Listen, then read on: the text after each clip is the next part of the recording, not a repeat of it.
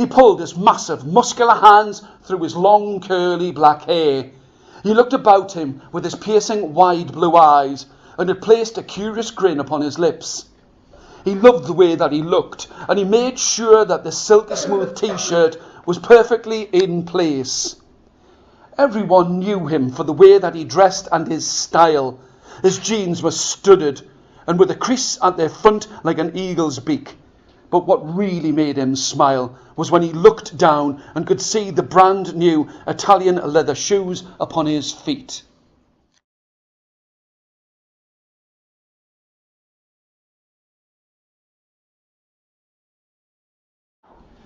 He knew he was bad at football, but still people would let him play. And now, as the wind blew through his long curly hair, he looked about this field. His eyes were blue and piercing, and it brought a curious grin to his face. What he really wanted to do was to go back home and start to play upon his guitar. Even though his hands were massive and muscular, he could play with the lightest of touch. People would love to hear the way that he played. If he played the guitar, sometimes people would give him food, especially by the side of the restaurants. He would smile, but the food that he liked the best was sweet and sticky and sickly. He knew that he shouldn't. For all of these things that he ate, he would have to have some kind of a diet of egg whites or exercise to help him. He was good. He knew how to use his fists and his hands, but only when he was playing the sports of karate and boxing. He almost saw it as something good for him. When he worked inside of the factory making cars, it would strengthen his arms, but when he went out, he was really careful about what he wore. He would have a silky smooth t-shirt upon his back, jeans that had studs and a crease that would made an eagle's beak seem blunt. He would smile. He'd bought them when he'd been far away as he travelled on his polished motorbike.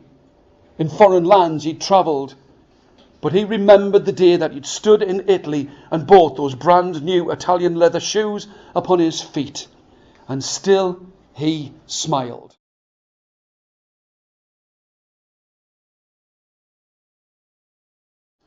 Everything had been calm and flat and smooth, and the sun had been glistening on the violet water.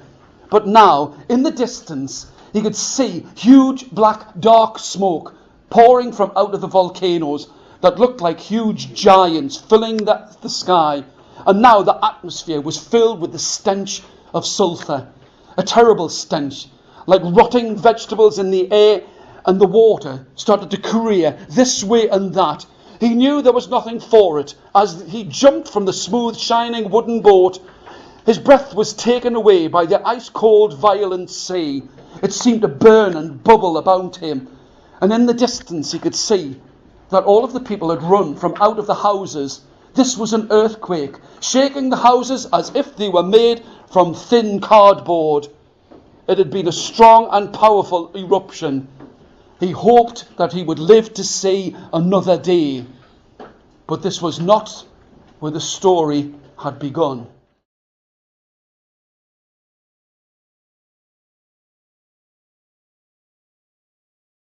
As he leapt from the smooth, varnished wooden boat, he could feel the hot, dusty, tropical wind tearing through his long, black, curly hair. It had all started so slowly. The gigantic Hawaiian volcanoes had all seemed so quiet and kind when he had first arrived. His piercing, wide blue eyes had been stung by the horrible, sulphurous stench as the blazing hot sun had been blocked by the threatening breath of the angry, unforgiving volcanoes.